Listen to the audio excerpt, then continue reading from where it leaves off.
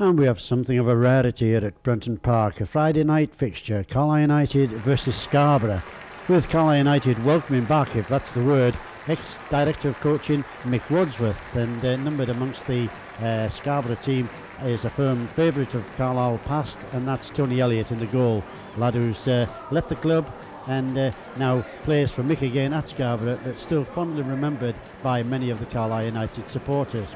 Carlisle looking for 3 points tonight, desperately needing 3 points to set them on way. Peter Clark there, the ex-Arsenal youngster, but it's Hartlepool, it's Scarborough who kick off tonight, facing the Warwick Road end, and Carlisle immediately onto the offensive. Richard Procas picking that ball up, a long ball played into the middle, but half cleared by Scarborough. He comes out to Steve Finney, and he slips on his back as he tries to rest the initiative, but Scarborough trying to be clever there, trying to keep the ball from the attentions of Carlisle United, but it's whipped across. An early chance for Carlisle United, but cleared with some discomfort by Scarborough, and the ball bobbling around there on what is a very windy night. The tricky surface here, Damon So racing there and punting the ball not very ceremoniously well over the Scarborough bar. As I said, the surface looks good out there, but there is some standing water, and the wind, as you can probably see from the material blowing around the ground, is a bit troublesome. And it's Scarborough now trying their early chances, and Bullivant tries one from long distance, and Kagi has to go up and put that over the bar with a right-handed effort there, and Wayne Bullivant very, very unlucky from all of 30 yards, a dipping shot which would have gone in. Kagi had to be really attentive there, so Scarborough showing their mettle. Early corner kick to Scarborough comes in, and again Kagi punches in, it's on the line, and it took a timely interception from Carlisle defence there to get that back for a second corner kick here. So something of early pressure from Scarborough, and Carlisle under a little bit of pressure there, and it was David Brightwell heading over his own bar for a corner kick, eventually cleared. Carlisle United now trying to build up, and it's McGregor, a nice bring down by Paul McGregor, the ex-Forest man. He takes his defender out wide. He gets some brilliant centres in, this man. He really is a class player. Turns, clips over a good centre there, and it's Stevens, and Stevens would have expected to have done much better with what was a pinpoint centre from Paul McGregor.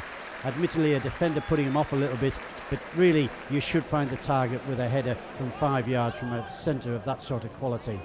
And it's Scarborough now again trying to get up. Clark putting his opponent off. The ball booted clear, and it's McGregor. What a beautiful little chip from McGregor there through to Stevens again. Another chance for the man, and again he hammers that ball more into the ground than straight at Tony Elliott, and it takes the speed off, and Tony able to go down and smother the ball quite comfortably, as the replay shows there. Tony Elliott gathering it and smothering that ball to his chest. Free kick now returned by Wade Bullivant, strings it over, and Kagi has to be very alert again, and the number 7 of Scarborough there, Ware Bullimore, has been very, very unlucky on 2 occasions now. Kagi pulling out brilliant saves to prevent him putting the visitors ahead, and Carlisle under a little bit of pressure, it has to be said.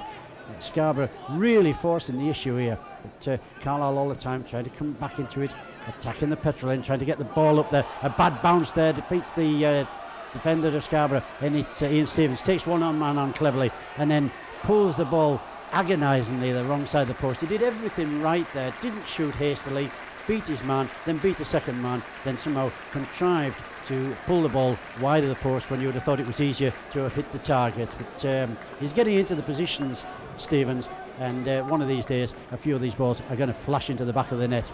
It can't come soon enough for the Carlisle fans, but it's Scarborough back on the offensive now, and a little bit of head tennis just outside the Carlisle penalty area there, and they're not getting this ball away, and another chance for Scarborough and a snapshot there. And Tony Craig showing his displeasure at his defenders, doing a bit of a Schmeichel rollicking of his defenders there, as they failed 4 or 5 Carlisle United players just outside their own area and failed to get a foot in there to stop that. It's now Scarborough in the second half attacking, and Wade Bullimore again plays a good ball out, and I'm very impressed by this number 7 of Scarborough. He feeds his colleague there and collects the ball back and cleverly pulls the ball back, and a nice little chip into the middle. A chance for Scarborough here, but the Carlisle defenders are doing their job well. They're crowding them out, and a little chip shot comes in there and still isn't away, and yet another header coming in, and again Kagi not very happy at all with his defenders. We're really giving Scarborough so many chances. They should have been dead and bedded and out of this match, but it's Carlisle that are keeping Scarborough in the game by giving them chances, dangerously positioned chances, just inside our area. And Scarborough taking heart from this, and now coming forward at Carlisle. But it's Graham Anthony reads that situation well, and a lovely little chip shot over to Paul McGregor. He's through on Tony Elliott. If he controls this well and puts it past him, it's a goal to Carlisle United, and that could be an invaluable goal by the Nottingham Forest loanee. Beautifully taken, a lovely little chip ball through there from Graham Anthony, almost a golfing shot, and the ball falling to McGregor. He still had to control it, he still had to look up, and he measures that ball, almost passes the ball into the back of the net. A beautiful goal, a goal worthy of winning any match, but Carlisle will be hoping that there's still more goals to come in this match. But certainly Carlisle with their tails up after a shot there from just outside the area. Tony Elliott given absolutely no chance at all. Long booty clearance from Tony Kay against Carlisle in the offensive as the game moves in its final stages, and the ball clipped in there, and Elliott's very alert at the near post just to gather that ball as Stephen Finney tried to fox him, pretending it was going to be a centre, and then sneaked a shot towards the near post. But it's still Carlisle racing forward here, and it's this man McGregor again, ever dangerous, and what a beautiful centre. It's for Stevens, and pulled just wide of that post again. If Stevens could just get his target mechanism working, he's certainly been fed all the ammunition he needs. A pinpoint centre from McGregor there. It had to be on target, but unfortunately it wasn't. But what a man this McGregor is. He scores goals, he makes goals. Scarborough now trying to get something out of this match in the final seconds. They look as if they're heading for a defeat, and it's got to be said they're a little bit unfortunate to be trailing. They've created many chances, and this could well be the final chance for Scarborough, and a good chance for them too. It's played, but no, Carlisle United pull themselves in. It's Damon Searle going on a run from outside his own penalty area, crosses the halfway line and feeds a beautiful ball through there. Is this going to be goal number 2 for Carlisle? It's Stevens, got to keep this shot down, and clips the top of the bar.